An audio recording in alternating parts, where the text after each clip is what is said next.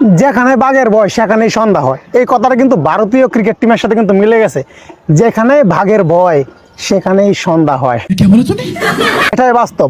সামনে কিন্তু টাইগারদের সাথে খেলা, ইন্ডিয়ার টাইগারদের সাথে 20 তারিখে চ্যাম্পিয়ন্স ট্রফির প্রথম ম্যাচ, বাংলাদেশের টাইগার ভার্সেস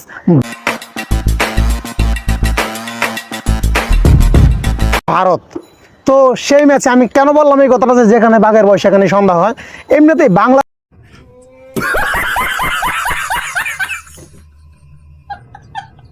প্রতিটা ইনিংসে Jasprit Bumrah 5 wicket, 4 wicket, 3 wicket, 5 উইকেটের নিচে নাই।